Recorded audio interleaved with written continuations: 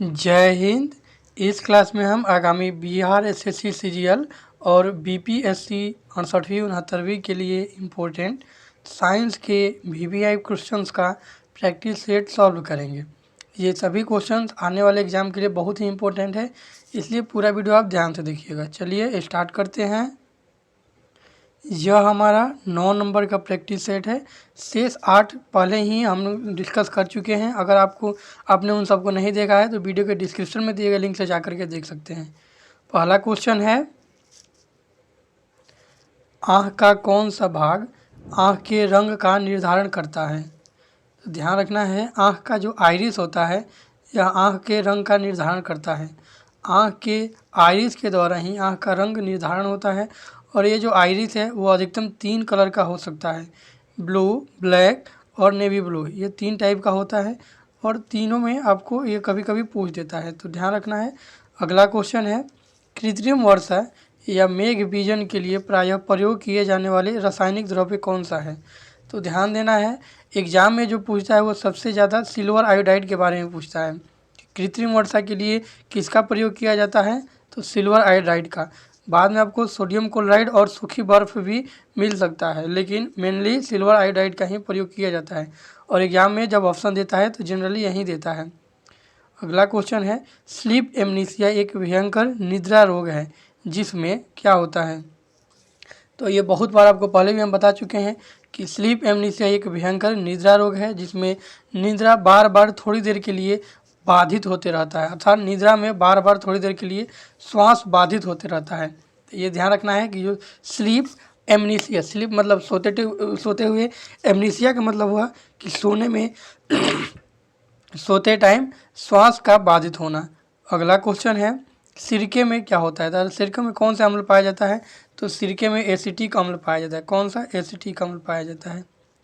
अगला क्वेश्चन है, यदि दो सदिश राशियों को परिमाण एवं दिशा में किसी त्रिभुज की दो क्रमागत भुजाओं द्वारा दर्शाया जाए, अर्थात इस तरह के एक त्रिभुज है और दो सदिश, कोई वेक्टर है, वेक्टर भी जो कि समान है और इधर भी वेक्टर भी है जो कि समान है, सदिशों को परिमाण में दिशा में किसी त्रिभुज की दो क्रमागत भुजाओं द्वारा दर्शाया जाए तो इनके परिणामी सदिश को त्रिभुज की तीसरी भुजा के एक विपरीत क्रम में लेकर दर्शाया जाता है, अर्थात ये रिजल्टेंट होगा। तो इसे क्या कहा जाता है? तो सदिशों का त्रिभुजीय नियम इसे कहा जाता है। अगला क्वेश्चन है, नर एनाफ्लीज मच्छर से मलेरिया नहीं फैल सकता, क्यों? आपको ध्यान रखना है, जो मलेरिया फैलता है वह मादा एनाफ्लीज के काटने से फैलता है और नर के काटने से नहीं फैलता है। वहीं पूछ रहे हैं क्यों? क्योंकि जो नर होता है वह पौधों से, कौन सा? पेड़ पौधों से अपना भोजन प्राप्त करता है, अर्थात जो पेड़ पौधों के रसों से अपना भोजन प्राप्त करता है, मानव रक्त से नहीं। जबकि मादा जो एनाफ्लीज मच्छर होती है, मादा एनाफ्लीज मच्छर जो होती है वो कहाँ से? तो मानव के रक्त से प्राप्त करता है। अर्थात यहाँ ध्यान रखना है आपको याद करने के लिए कि जनरली लाइफ में भी लेडीज लोग भी क्या होता है, बहुत सारा ये लिपस्टिक वगैरह लगा करके क्या होता है कि वहाँ भी वो क्या दिखते हैं ऐसे जैसे कि उन्होंने बहुत सारे ब्लड खाए हुए हैं। तो इसी तरह से ये जो एनाफ्लीज मच्छर है ये सिर्फ फीमेल ही ऐसा करता है, फीमेल एनाफ्लीज ही मानव रक्त का चूज करता है या जो भी उपयोग करता है, जबकि नर नहीं। जैसे रियल लाइफ में भी आप देखिएगा, मतलब ह्यूमन में भी, तो ह्यूमन में भी जो लिपस्टिक वगैरह लगाते हैं ये मेल नहीं लगाते हैं, अर्थात ये ब्लड नहीं खाते हैं, फीमेल लोग भी खाती है। तो मतलब यहाँ से इसको रिलेट करके आप याद कर सकते हैं। ठीक है, बढ़ते हैं अगले क्वेश्चन की तरफ।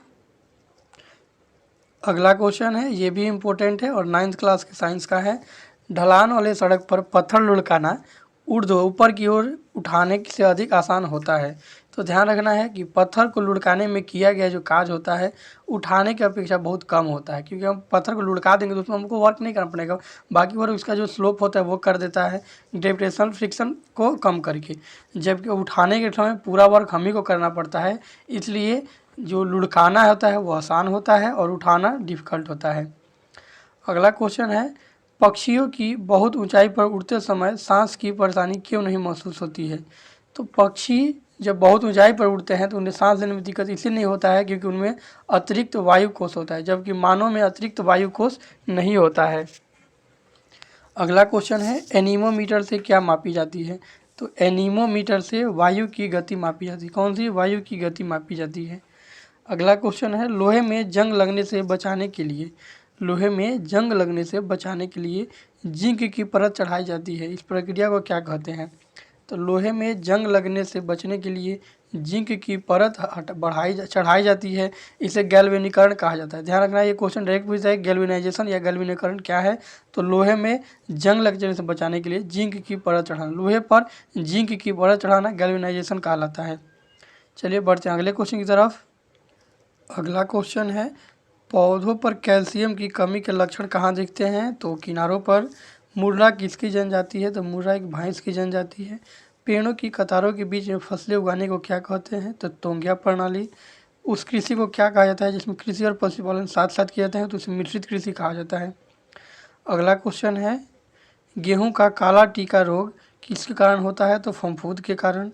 दलहन फसलों में कौन सा रंग द्रव पिगमेंट नाइट्रोजन स्थिरीकरण में सहायक होता है? तो लेग हीमोग्लोबिन। कौन सा? Leghaemoglobin. अगला क्वेश्चन है, पोमोलॉजी में किसका अध्ययन करते हैं? तो फलों का। फलों का अध्ययन पोमोलॉजी कहलाता है। अगला क्वेश्चन है, किसे मानव उत्पादक धान्य अन्न कहा जाता है? तो ट्रिटिकस को मानव उत्पादक धान्य अम्ल कहा जाता है। अगला क्वेश्चन है, निषेचन के बिना फल विकास क्या कहलाता है? तो पार्थेनोकॉप कहलाता है। मधुमक्खी के लिए कौन सा कीटनाशक हानि रहित है? तो एंडोसल्फान जो है या मधुमक्खी के लिए ऐसा कीटनाशक है जो हानिकारक रहित है। तो इस क्लास में इतना ही। इसमें हमने 20 साइंस के इम्पोर्टेंट क्वेश्चन को डिस्कस किया है जो कि आगामी बीपीएससी 68वीं 69वीं और बिहार एसएससी सीजीएल के लिए तथा सेंट्रल एसएससी के लिए सीजीएल के लिए इम्पोर्टेंट है। तो पूरा आप ध्यान से देखिएगा। मिलते हैं नेक्स्ट क्लास में, तब तक के लिए जय हिंद।